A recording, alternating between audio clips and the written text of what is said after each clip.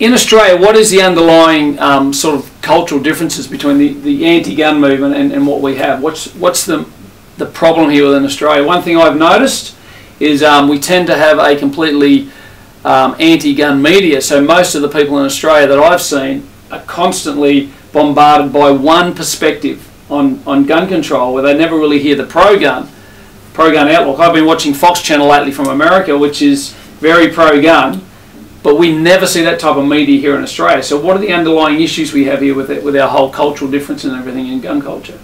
Well, I think in Australia you've really got an anti-gun culture that's developing, with the so-called worry, if you like, in inverted commas, that we've got somehow or other a developing American gun culture.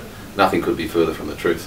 What we have in Australia is a traditional culture that was developed over our history, over our 200 years, and our 230 odd years is no way reflective of what's been happening or did happen in the United States. We didn't fight a war of independence. We didn't fight a civil war. In Australia we have a what I call a Anzac tradition and a sporting shooter culture, which is entirely different. Yeah. And what's happened is anyone that wants to run up the flagpole that we're developing an American culture, basically it's coming from people such as the Greens, who really are talking about wanting their socialist, almost bloody communistic culture to take control. Yeah. And they've come very close to getting a lot of that done in the last few years. If you talk to Greens in overseas countries like Germany, for example, they can't understand why Greens in Australia would want to take our firearms office, because in Europe, large parts of Europe, the Greens and the Hunters are on the same page. So what do you say to yourself, what's this really all about in Australia? What it's really all about in Australia is the Greens are actually being run by the Reds. And the Reds, no matter where you go in the world where communism has taken control, or communist-based societies, it's all about the destruction of individual rights. And one of the key individual rights, if you like, probably maybe one of the extreme individual rights, is the retention and the ability for private citizens to own and bear arms. And we're not talking about bearing arms in a revolutionary sense. What we're talking about is just the simple ability with a licence to be able to go about our daily activities, whether we go hunting, whether we go down the range to shoot clay targets, whether we want to go and shoot big bore rifle, whether we want to go pistol shooting.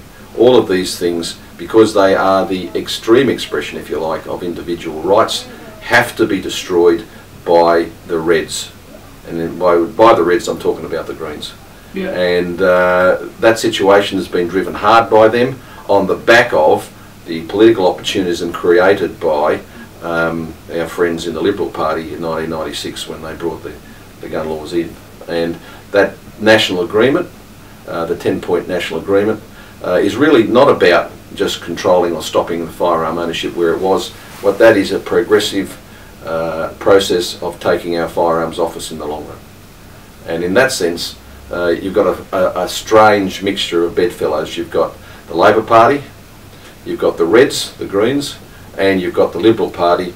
The National Party, I wouldn't put in that same category. But the National Party, of course, gets swept up in the vortex, and that vortex is their relationship with the Liberal Party. Sure. So you say, what are the Shooters and Fishers Party fighting against? Well, we're fighting for those basic freedoms.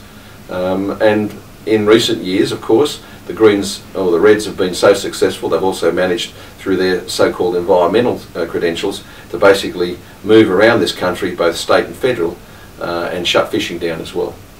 And that's why those freedoms also have to be maintained for the same basic reasons. There is no reason at all why sustainability can't be the catch cry. Not ban it, not lock it up, and not leave it. If we're going to live successfully in Australia, we need to understand the limitations of our environment, but we need also to work within that environment. And the only way that you will be properly able to sustain the wildlife and the ecology in Australia is to understand and work with it, not to ignore it and work against it.